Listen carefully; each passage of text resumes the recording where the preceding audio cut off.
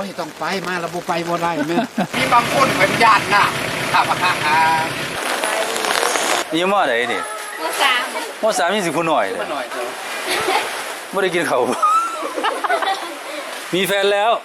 3สาวเนี่ยเพิ่นมาได้ไสมาแต่เลี้ยงงัวบ่น่ะพอยามตะเว้นสาว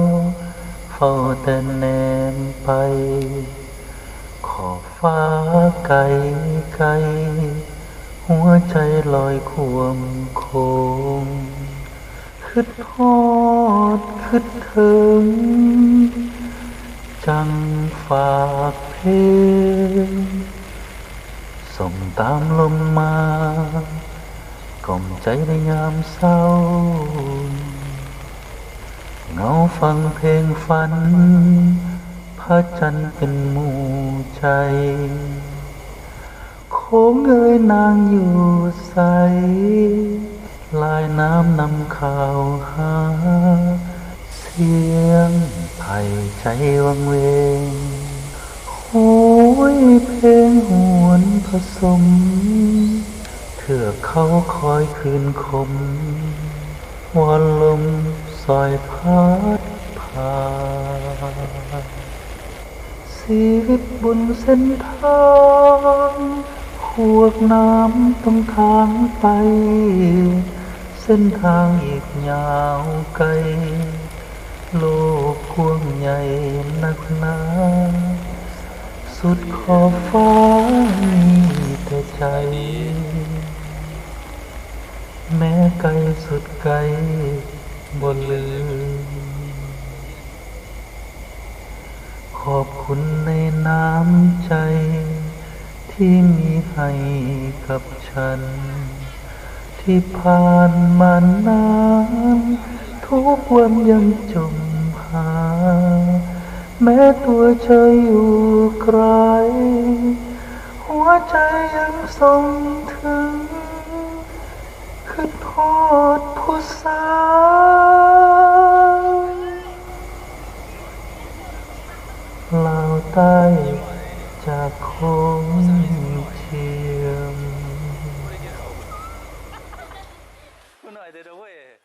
เฮ้ยอย่าเข้าติเป็นถอยเขาหันโอ้นี่น่ะมันกำลังมาเด้อนี่เดี๋ยวไปคงเจียมก่อนถ้าเขาให้คำเรื่องคำเรื่องถ้าเขาบ่ได้ก็เป็นการไปเดียวคงเจียมบ่ได้เห็นคงเจียมดนไปสมองนี่กลับเมืองมาเมืองไทยบ่ท่านนี่น้ำลักษณะในหนทางนี่ล่ะบางหม่องก็มีบางหม่องก็บ่มีไปดูเด็กนำคนหนังสือนำคนดาวมีคนกดให้ตั้งเก่าตั้ง700,000 ว่ะพอไปเจอพระภูเทศดีๆมีคนกดให้190 คนโอ้ยโลกอะไรมันเป็นคันทั้งที่เป็นจังซี่แหละโลกซุมื้อนี้โลกโซเชียลคนกดให้91 คนก็ยังดีนะ91 คนนะถือว่าดีอยู่น้ำท่วมอยู่ไสนี่เพิ่นไปซอยอยู่ไสนี่โอ้ยลืมแซ่ไปโอ้ยเรื่องดีๆนี่น่าแซ่อยู่เลยเห็นได้เขาถ่ายทอดสดกันผมบ่เคยใส่สบายดีท่านผู้ส้มที่หักแพง ตอนนี้ข้าพเจ้ากำลังขับรถจากอำเภอกันทล่มสิไปโพ้นและสิไปอันคงเจียมหรือว่าสิไป2 เมกว่าสิขับไปซื้อกาแฟอยู่ทางฝั่งประเทศลาวเนาะพี่น้องเฮาทางประเทศลาวก็น่าภาคภูมิใจเด้อคนไทยเพิ่นอยากอันนั้นน่ะเพิ่นอยากทานกาแฟลาวเพิ่นให้ไปซื้อให้แน่บ้านเฮาเอิ้นว่ากาแฟนะ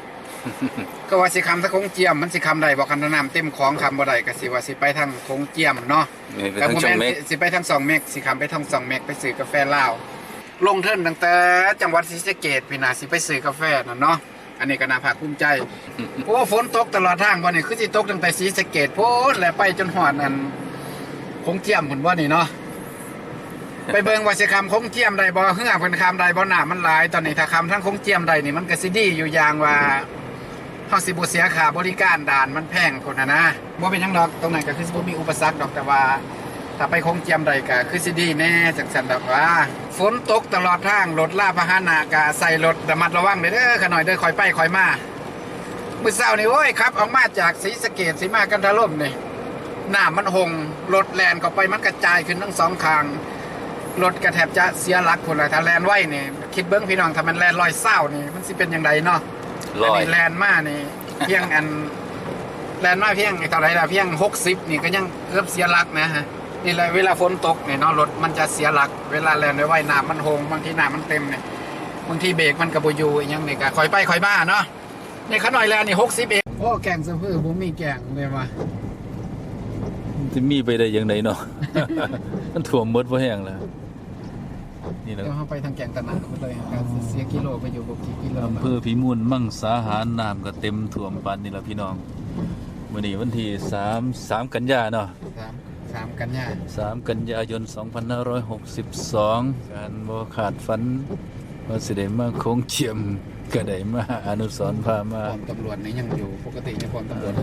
ที่อื่น อ นี่ นุสรณ์สิไปโค้งเจียมไปช่องเมฆฝนตกตลอดครับมื้อเนี้ยตั้งแต่เช้ามาเนี่ยเที่ยงแล้วฝนก็ยังบ่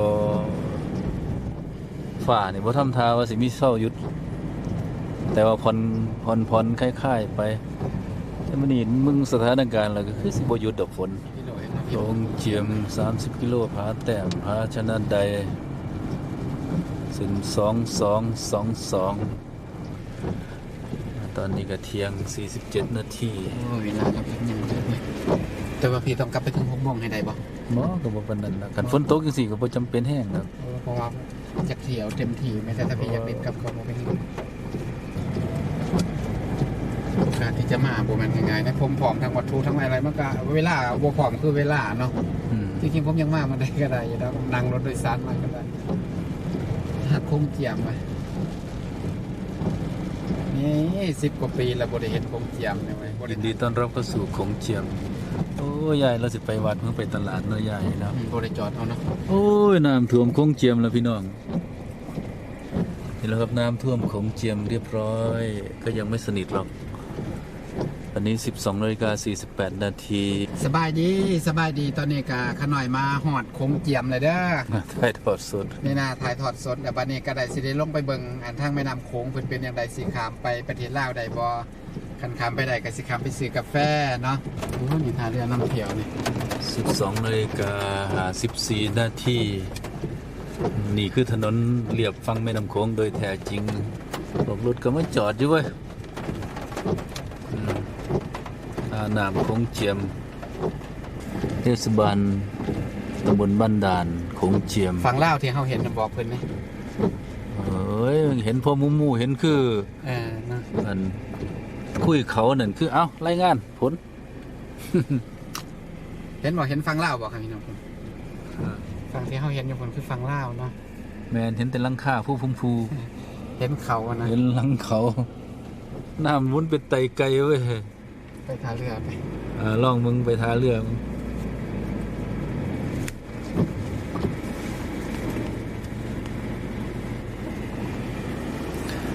ครับพี่น้องมีไผชมอยู่น้ำกันกับมึงไปเด้อเมืองโขงเจียมฝนตกถือว่าสมัยสมุนโซเชียลเน็ตเวิร์กก็เฮ็ดให้คนได้ท่องเที่ยวไปน้ำกัน หายหิวแล้ววะตอนออกจากบ้านพี่หิวเขาอยู่นะ ตอนนี้มันเข้ามาจอดกินข้าวกินน้ำเนาะนี่คือจังไดมองทามันนี่ลิ้นมองกันมองนี่นะไปมึงก่อน ไปเลยกลับมากันเลย บ่ได้มาโดนอะไรก็เนี่ยเขามันบ่ได้เข้าทางปกติมันขึ้นบ่ออกปานใดน่ะไปสิไปกล้าลงเรือ แต่ผมกาแต่ว่าคนเขาพอเขาอยู่ประจำเขารู้จักว่ามันไปได้หรือไปบ่ที่จอดรถดัง นี่ท่าเรือเห็นบ่เอ้ยจอดนิ่งบันยังบ่ติงคิงเลยร้านจอดรถแผนอยู่แถวนี้เห็นบ่อ๋อเฮ็ดใหม่หมดเว้ย ให้เบิ่งหนังสองสีก่อนเคยเห็นบ่เคยเห็นหนังสองสีป่ะ เคยอยู่แต่ยามนี้มันสิเป็น2สีอยู่บ่ ทหารต้องมาอยู่ไหนนี่ ซอยน้ำท่วมที่นี่ซ่อมเห็นบ่ใส่ชูชีพใส่หยังไว้เตรียมพร้อมซอยน้ำท่วมกินข้าวเฮาก็สิแล่นลงไปยังพุ่นนี่หมองจอดรถไปสุดแล้วเด้อ สุดแล้วบ่ ย่างไปได้นั่นเขาบ่ให้เอารถเข้าไปได้เด้ เรือนำเที่ยวแน่ๆไปลง นี่คือสภาพแม่น้ำโขงณปัจจุบันนะครับ วันนี้วันอังคารที่3 อนุสรณ์พยายามที่จะข้ามฝั่งไปฝั่งนู้นมันคงเป็นไปไม่ได้นะน้ำโขงเชี่ยวมาก ปักสี่ร้อย เขาให้เขาพาขามอยู่บ่ ทาง โอ้ยเสียขามไปน้ำอยู่บ่ โอ้ยต้องไปมาระบุไปบ่ได้แม่ โอ้มันเป็นตะขามอยู่บ่ครับบ่ปกติขามได้น้ำบ่ไหลแห้งเนาะโอ้มันฟังพุ่นเขาบ่ท่วมบ่ ที่ไปเหนือเขาก็เถียง บ่บ่ไหลแห้งมาอยู่กลางๆนะน้ำมันบ่มันคือบ่ไหลแห้งอะน้ำทะเลหนุนบ่คือจังไดนี่ปกติมันสิไหลวนๆๆๆบ่แม่นบ่น้ำเขื่อนบ่เขื่อนหม้องไหนนี่มัน เหนือเขาทำว่าตรงนี้มันไอ้ปากที่ โอ้หมายถึงเขื่อนปากมูลทางมาบ่ ตีรอบเบิ้งหมดกันนะฮะไปหมด ว่าสิขามน้ำอยู่บ่เด้ ไป รถคือบ่ล็อก เฮ้ย บ่ได้ล็อกรถพวกนั้นเด้อ ขออภัยอยากไปล่าวหลายจนบ่ได้ลงมาลงไงไม่แต่เป็นห่วงของเดี๋ยวกันเด้อสิไปยกของจากศาลาเขา โอ้บ่สิยกบ่เฮ็ดหยัง นั่นก็ไปนี่ล่ะ ไว้เว้ย โอ้ยจังสิย่านเหนื่อยยังเลย ไปอนุสรณ์ผมสิเฝ้าของกัน ไป ไอ้อนุสรณ์ไปสิเป็นหยัง บ่คนคงเจียมเขาก็ยังไปกันไปเถอะเออ ไอ้มันล็อกฟ้าถ่ายอยู่บ่ได้อีหลีบ่เด้อ คันเป็นห่วงของก็สิไปยกให้นี่คืนเมื่อไป ยกมายังทั้งกองทั้งอันนี้มันบักหลายหนึง ไปคืน เดี๋ยวนะไปดนมาได้ยังสิลบมาเนี่ย ซื้อกาแฟเซ็ตแล้วก็มาแล้วไปคืนก่อนมันมีเสือสู้สีบอยู่ ไม่เนาะไปนั่งอยู่เนาะ มีแต่คนอยากไปละไปก็ไปพี่ก็ไม่อยากไปอีกนะ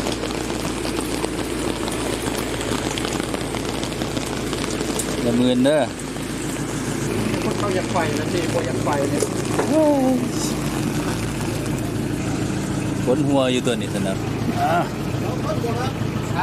สองคนบอกเสือสู้สีบเอาเลี้ยงไว้เอาญาติอะไรกันเลยมีบางคนเป็นญาตินะถ้ามาข้างแต่เขาก็ดีอกดีใจได้ไหมนะเขาไปอยู่ในลำโขงเนาะ ขณะที่น้ำโขงขึ้นเตรียมฝั่งอนุสรณ์ก็อยากจะไป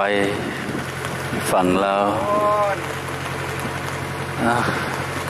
มาเที่ยว ไปก็ไป เล่าครับจับปลาซาคูบรร แล้ ยาว ก็ กาศ ใส่ชูชีพเลยนะ มีกอดอน ฝนก็ตก มีลามไหลตกมีลมฟอกฟาดโดนมันโดน ก็ดีนะที่ลมไม่แรงเนี่ย น้ำไหลแรงมากเล เดี๋ ย ยวตาค้อนเขาเพ่งขัดดี แต่เราก็ไม่ตกกังวลนะ ทิมท่านสีพันดอนมีหลายค้อนตัดแกงโอ้ยย่ำแหลกแหงสังอ่อนมาซะเนี่ยจะกลับสู่ประเทศลาวแล้วสบายดีเมืองลาว มาได้ครึ่งทาง สบายโอ้ยดีใจได้ใช่ไหมเลยเป็นน้ำโขงนะครับมีหลายท่านอาจจะญาติเป็นน้ำโขงนะครับผมแต่ว่าผมว่าผมมีความสุขขนาดนี้โอ้ยโอกาสแล้วจากนั้นแมนเมืองโขงอ่อนซ่อนผู้เขียวปุ่มซุปกอดอนเดียระดาษเนี่ยถ้ามันศาสตร์เกิดไห้อยู่เมืองไต่จากแมนงาม เราก็ห่วงของอยู่ในรถด้วย ฝาท้ายมันปิดไม่ได้ ปิดได้แต่มันล็อกไม่ได้ สวัสดีครับสบายดีสบายดี น้ำบางที่ก็เหมือนน้ำไม่ไหลนะเพราะว่า ขนมเนี่ยหักแพงทุกทุกคน ตอนนี้ขน้อย ไม้เมยก็ไหลช้า เมื่อคุ้มเกียบอาจจะคำว่าเมื่อลูกประมงแฟนจะประจักษ์เนาะตอนนี้บรรยากาศไม่น้ำโขงขน้อย ฟังไม่ น้ำโขง ไปฟังอนุสรณ์พูดไปเลย เกียบที่เขาเห็นอยู่บนมองบนเห็นบ้านเลยเห็น เราเคยข้ามแต่สมัยน้ำน้อ ตอน ย นี้ใกล้สิข้ามมาแล้ว ๆไม่เคยคิดเลยว่าจะต้องมาข้ามตอนน้ำเยอะๆแบบนี้ เด้อมาเที่ยวจะประจักษ์น้ำกันเด้อพี่น้องมาเที่ยวปากเซ่มาเที่ยวเมืองจำปาสักเห็นแล้วก็โอ้ยมีความสุขนี่แหละคือเมืองโขงอ่อนซ่อนผู้เขียวกลุ่มซุ้มกอดอนเดียดาดานธรรมศาสตร์เกิดไห่อยู่เมืองไต่สง่างามนี่กอดอนข้อหนามนั่นนี่ลำไหลหลอกมีลมพอกฝาดโยนมันโน่นแจงกายกันเอวตาค้อนพระเพียงขันมีผีตัดแต่ละบอนทิ้งข้างสีพันดอนมีไหลค้อนตัดแจง ตอนนี้ก็เจริญขึ้นเยอะนี่ นี่คือฟังเล่าอยู่ข้างหน้านี่เมื่อเขากำลังสิเขาเทียบทาง ประมาณ10 ปีที่แล้วเรามา ขอบคุณทุกภาคส่วนเนี่ยให้มาได้เป็นเรื่องเล่าอีกครั้งหนึ่งเราก็น้อยนอกการที่อกดีใจ โอ้บรรยากาศแพงจะประสักภาคใต้จะประสักอยู่ภาคใต้ ตอนนี้น้ำแรง เราให้อยู่รีบท่าคนเขามาก เป็นน้ำเชี่ยว ตามสะดวกทั้งทุนค่ะ ตกไล่ มา ฝั่ง เป็นเรื่องสามผ่านซ้ำฝั่งเก่าเกียรติแดนอุดม ลมแรงขึ้น ต้นศาสตร์มีสบายอยู่พุทธาเรามีสบายอยู่คนนั้นไก่หอนได้แล้วไก่หอนกันลาแล้วเนี่ยไก่ที่เราเรียนทานนะไก่ที่เราเรียนทานเลยเนี่ยเป็นก้อนนี่นะจากเนี่ยทำมาจากพุ่งเกียมจริงๆไทยทอดมาจากน่านเลยแต่บริเปิดเน็ตกับพี่น้องก็เลยบริเห็นนี่ยังอันนี้เห็นว่าเห็นเป็นสัตว์เล่าบนนั้นสัตว์เล่าคือสบายอยู่ทุน จะไปข้ามช่องเม็ก นี่บางคนเพิ่นเห็นแม่น้ำ จะได้ของน้อยหมายถึงกาแฟได้น้อย มันบอลเคยกินบอลเคยเกี่ยวบอลเคยเล่นเนาะถ้ามีความสุขสันต์หันษามาเห็นบ้านเกิดนอน โน่นฝั่งไทย เขาเกียรติทานแล้วเขาเกียรติทานแล้ว ไกลลิบลับเลย บรรยากาศมาถึงประเทศลาวแล้วสบายดีเมืองลาว จะมีใครขายของอยู่บ้างเพราะว่าฝนมันตก ดังดวงตา ผูกมันไว้ก่อนอย่านมืนคือกันเลยผมก็ได้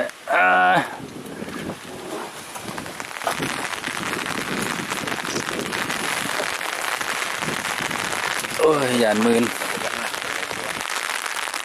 ประมาณโลนึงได้บ่นี่คือครึ่งโลฮะ ก็ว่าแต่ลงเม็ดครับ บ่นี่น้ำขึ้นมันก็สิตกหมายถึงว่า แต่ว่าเม็ดแต่ยุ่งเก่าแต่ปี38 ว่าเอ้แล้วมันก็สิทอเก่าตัวมันสิกว้างออกอยู่บ่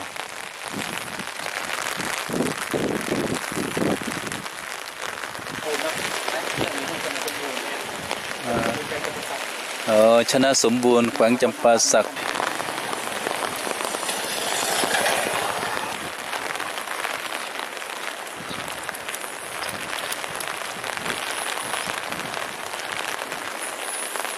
สาวนักเรียนสบายดี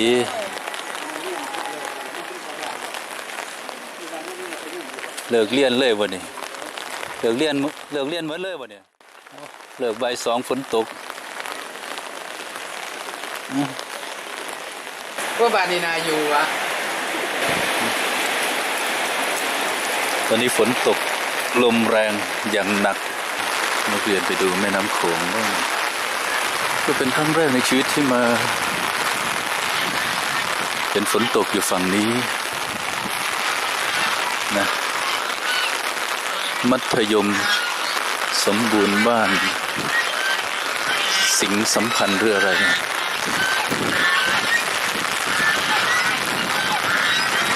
สิงห์สัมพันธ์สคูลห่านไม่ได้เห็นห่านแถวบ้านไม่มีห่านนะหลายปีแล้ว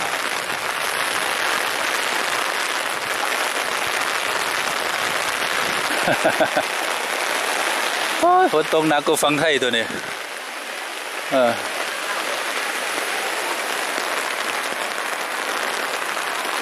ดูฝนตกหนักข้ามมาแล้วฝนตกอย่างแรงเลยก็นี่เป็นครั้งแรกในชีวิตที่ข้ามฝั่งมาเจอฝนตกคือหมายถึงว่าหน้าฤดูฝนที่ข้ามฝั่งมาก็น่ากลัวอยู่นะหวังว่าลมจะไม่แรงก็พอตอนข้ามกลับไปนี่ว่ากาแฟโอ้นั่งเต็มร้านเลยตัวนี้มีจุดถุงเหรอ ร้านนั้นมีหลายอยู่แต่ว่าผมไม่มีของนี้ เนาะอันนี้มีถุงเดียวนี่บ่ อันนี้ ที่ขายเองได้บ่ฮู้ราคา นี่เนี่ยกับเรานี่ไม่ยังไง 120ก็เอาแล้ว ดูเท้าไว้ทำโมเดลของมะขายของมะเสาในเขา โอ้ ร้านนี้เป็นร้านเขาดูเท้ามันนั่นคนเมื่อเซ่ยังอยู่บนท่านมาก เลิกเรียนแล้วเวลานี่อ๋อเขาบ่เรียนฝนตกน้ำท่วมห้องเรียนนักเรียนมันอยู่ในหมู่บ้านนี่บ่นี่อ๋อมามอไซค์มาจักรยานกันบ่ไม่ยางมากกัน นี่บ่มีปลาแดกบ่ บ่ มีปลาแดกบ่ โอ้ยอนุสาร มีปลาแดกกับข้าวเหนียวบ่ไหนอันที่ได้เป็นแม่ครัวนะ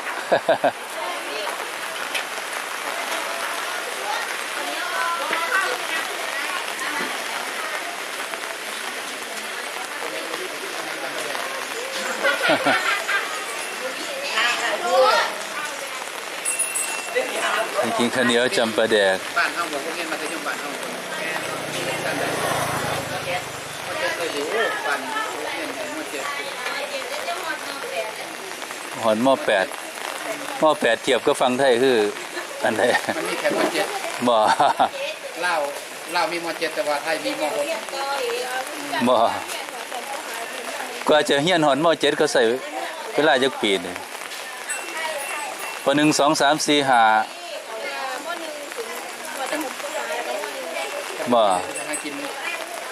มาเมืองลาวกินก๋วยเตี๋ยว อ๋อเขาเฮียนหอดป .5 อะไรจะค่อยขึ้นม .1 บ่บ่มีป .6 บ่ เฮียนมใดจ้ะมหนึ่งเฮียนสอง ม .2 เนี่ยสิกินหยัง บ่กินแล้วมันเป็นก๋วยเตี๋ยวโลกไปอยากก๋วยเตี๋ยวอยากกิน แล้วแต่เธอเด้อ ครับผมจะกินอันพวกนี้ก็ประแดก วันนี้ก็มาแดกกันพุ่นแล้วคงเจียมหุ่นติ มาเล่ากินพวกนี้บ่ไรก็ไปกินอยู่ไทยอยู่นะไปร้านค้า โอ้มีแพะมีลูกแพะตัวนี้มีลูกแพะหน่อยในโรงเรียน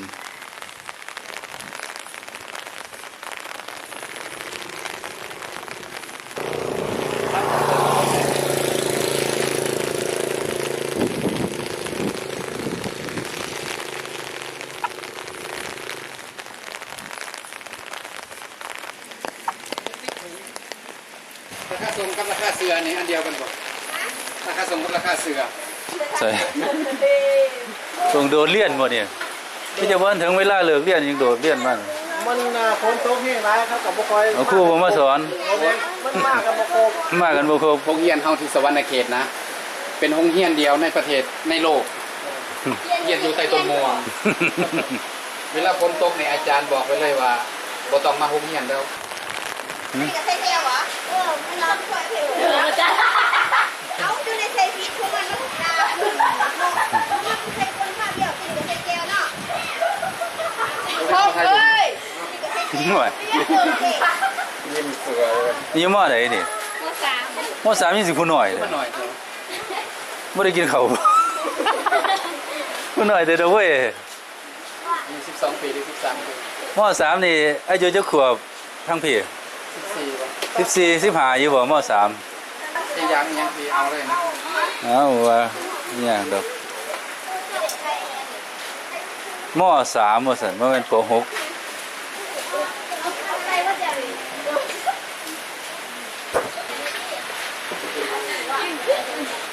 นี่มาเหมาร้านนี่แม่นหมู่เดียวกันกับเหมาอยู่ร้านนั้นอยู่บ่หันอยู่บ่ สัมภาษณ์เมื่อกี้นะ แม่นอยู่บ่ฮะ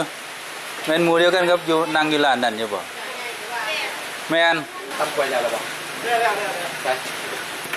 โอ้รถไถก็มากินข้าวกับตำกล้วย เอาก๋วยเตี๋ยวแม่พี่เอาบ่ บ่ปาดกุละไม้2ไม้ สบายดี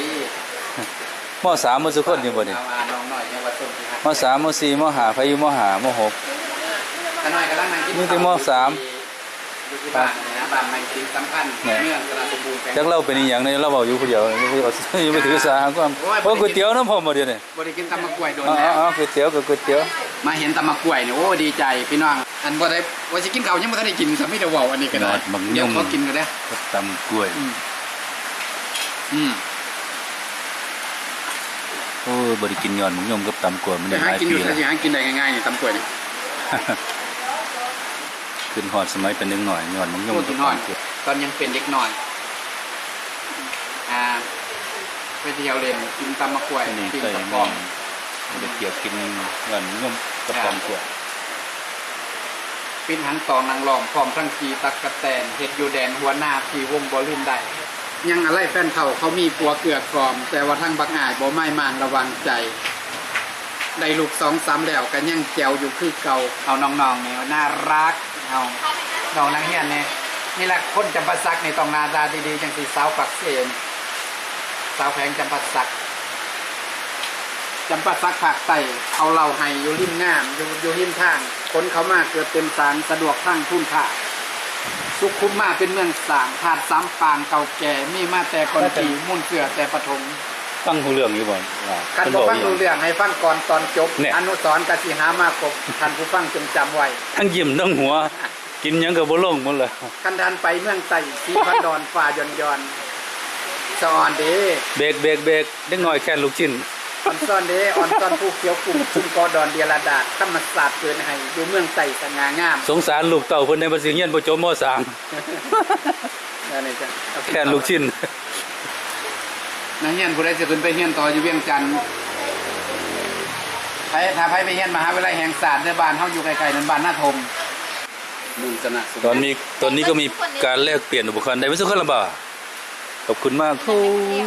เขาไม่ แอนนี่แอนน้องน้อย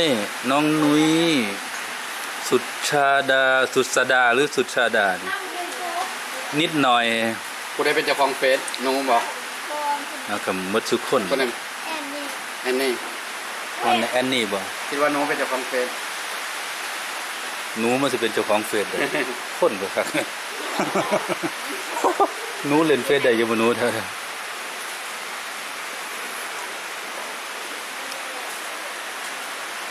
โอ้มีแต่ผู้งามๆไว้ลงเฟซ อีแต่ว่าเด็กเป็นเหรอเป็นเหรอคะเป็นเหรอ บัดนี้เมื่อบ้านเมื่อใดบ่ตาฝนบ่ปานนี้บ้านอยู่ไกลจากแถวนี้อยู่บ่อ๋ออยู่พุ่น ย่างไม่ย่างร่องขวดละเอียดเขาเนี่ยเลยบอก น้ำหลายๆสิกล้าข้ามโค้งไปทางพุ่นนี่บ่หานั่งเรือไปยกหัวโผล่ขึ้นมาเห็นเลยเนาะพญานาคเคยเห็นบ่อืม ย่านเด้อ มันบ่ยกหัวหารหมุนน้ำวุ่นๆๆๆใส่เฮ็ดเลยเนาะ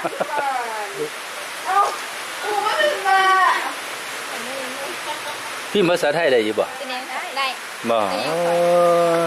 หนูนางน้อยโอ้บ่ธรรมดานางน้อยก็ได้ มีแฟนแล้ว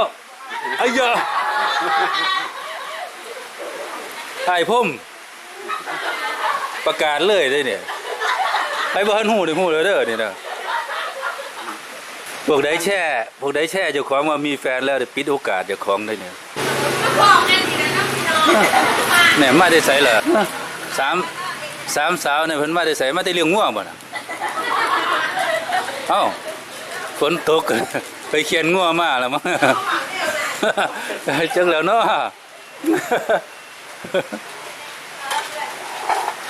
ไอ้แจ้เป็นนักหน่อยบอกไอ้แจ้เป็นนักหน่อยบอก ผู้ใดก็ได้ขอเป็นเพื่อนเฮา วันหนึ่งวันที่เฮากลับไปเวียงจันทน์เฮาสิให้ความของขวัญเพื่อนทั้งเฟซ3 คนคืออันดับ1อันดับ2อันดับ3แต่เฮาบ่บอกนะว่าทำอีหยังเฮ็ดอีหยังแล้วเฮาจังสิให้คิดเอาเองอันดับ1อันดับ2อันดับ3ถ้าหากของน้องเขาไปเป็นที่หลังของน้องอาจจะแซงเขาก็ได้ แต่เฮาสิบ่บอกว่าเฮ็ดอีหยังคันบอก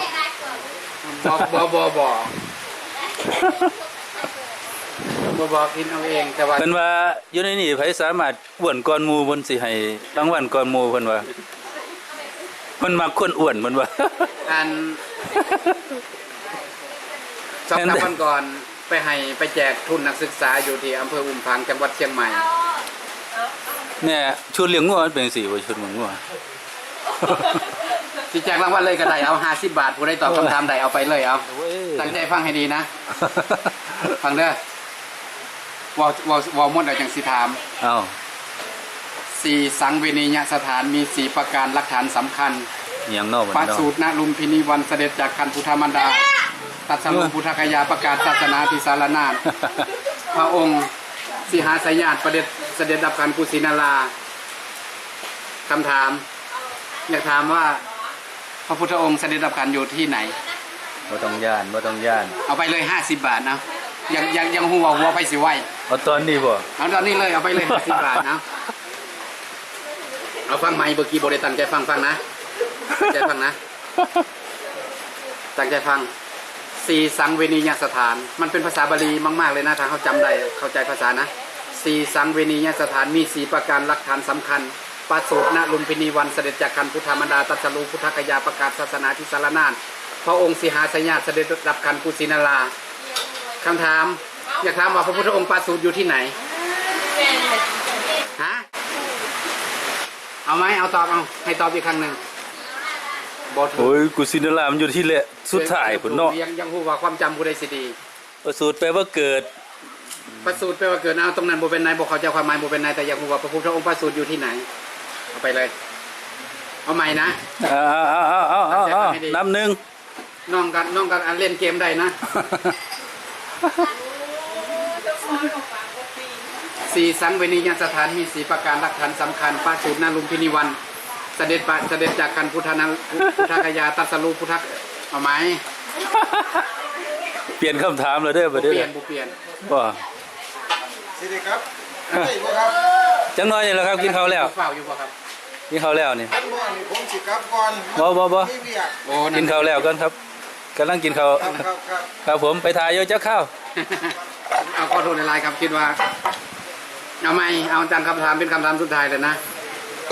ตั้งใจฟังให้ดีนะใครจะได้เงิน50 บาท น้ำหนึ่ง สี่สังเวนียสถานมีสี่ประการหลักฐานสำคัญปะสูตรณลุมพินีวันเสด็จจากคันพุทธมารดาตรัสรู้พุทธคยาประกาศศาสนาที่สารนาถพระองค์สิหาสญาติเสด็จดับคันกุสินาราคำถามพระพุทธองค์ประกาศศาสนาที่ไหนบอนใดเอาบอถึงเอาคำถามใหม่ก็ได้เอาสี่สังเวนียสถานมีกี่อย่างเอา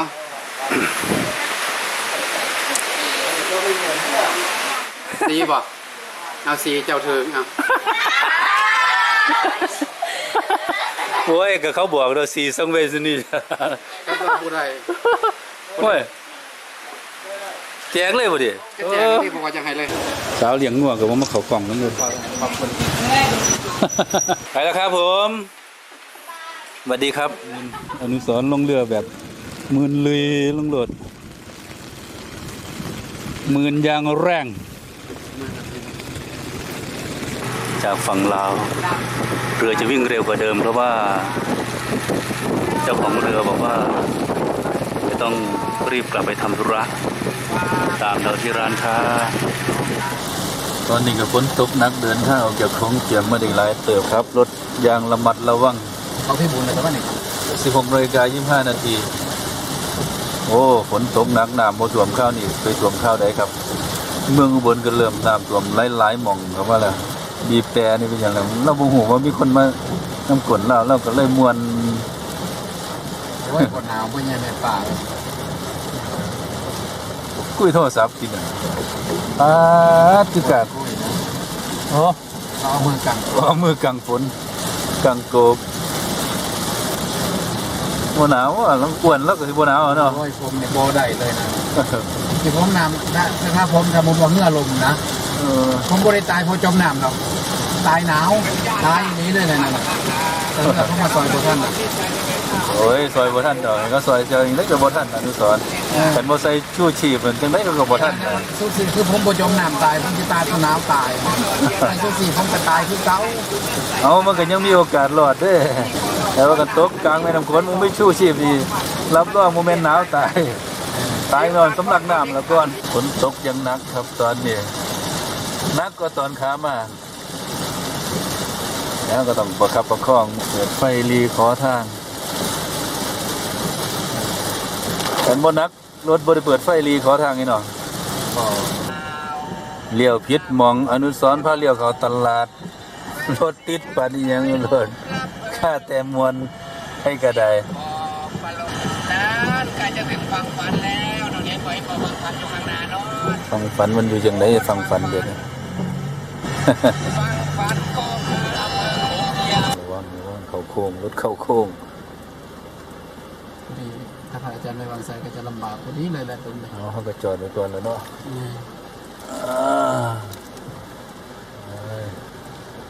โอ้ยมาดูสน รถมาตรงหนาพอดียังว่าระวังกันยังว่ารถเขาโค้งมันอันตรายมองนี้เนาะมันน่าจะเป็น ไฟระมัดระวังนะ มันออกแล้วยังไงก็ตัดสินใจไม่ได้แล้วหยุดไม่ได้ถอยไม่ได้ต้องไปหน้า ใครอยู่ขนาดมันเบรกนะคันมันบ่เบรกให้เฮามันก็ยากอยู่แล้วลดความเร็วน้ำท่วมเนาะน้ำท่วมทางเขาบอกว่าลดความเร็วน้ำท่วมทางเหมือนกัน ไปได้ พอยำตาเว้นสาวเฝ้าแต่แนมไปฝั่งน้ำไกลไกลหัวใจลอยห่วงคูคิดฮอดคิดถึงจังฝากเพลง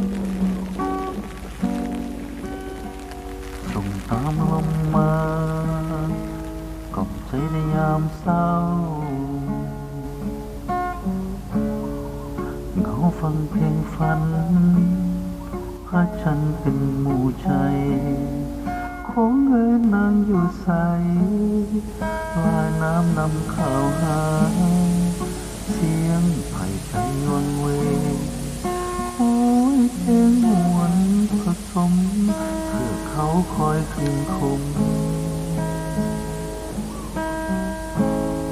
วอนลมสอยพัดผ่านชีวิตบนเส้นทางขวกน้ำต้องทางไปเส้นทางอีกยาวไกลโลกกว้างใหญ่หนักหนาสุดขอบโค้งมีแต่ใจหักไผสอบไผก็เสิร์ขอบคุณในน้ำใจที่มีให้กับฉันที่ผ่านมันน้ำทุกวันยังจมหาแม้ตัวเธออยู่ใครหัวใจยังล่องคอยคิดฮอดผู้สาวลาวใต้จากคงเพียง กินข้าวเหนียวจำปาแดงม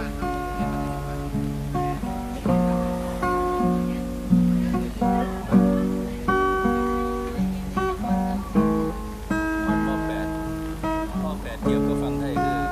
อันไหนบ่ ชีวิตบนเส้นทางขวกน้ำต้องทางไปเส้นทางอีกยาวไกลโลกกว้างใหญ่หนักหนาสุดขอบโค้งมีแต่ใจแม้ไกลสุดไกลบ่ลืมขอบคุณในน้ำใจที่มีให้กับ เป็นโรง ฉั เรียน น เดียวในประเทศใน ที่ โลก ผ่านมันนานทุกวันยังจมหา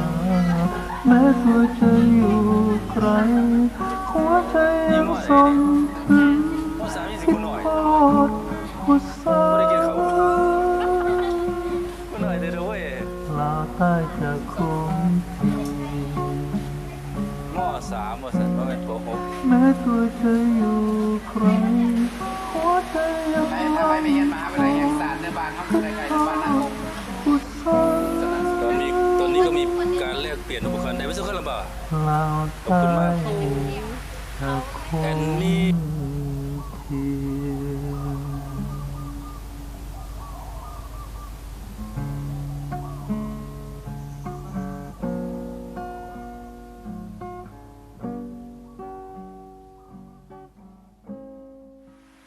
โอ้มีแต่ผู้งามๆไว้ลงเฟซ นี่แต่ว่า บ้านอยู่ไกลจากแถวนี้อยู่บ่อ๋ออยู่พุ่น ว่าย่างไม่ย่างร่องสวยละเอียดเขานะคะเลยบอก พี่ภาษาไทยได้อยู่บ่ เป็นยังไงได้ บ่มีแฟนแล้วอ้ยะไปบ่ทันฮู้เลยเด้อนี่นะสามสาวเนี่ยเพิ่นมาได้ไสมาแต่เลี้ยงงัวบ่น่ะเอ้าฝนตก ไปเขียนงัวมาแล้วมั้ง จังแล้วเนาะ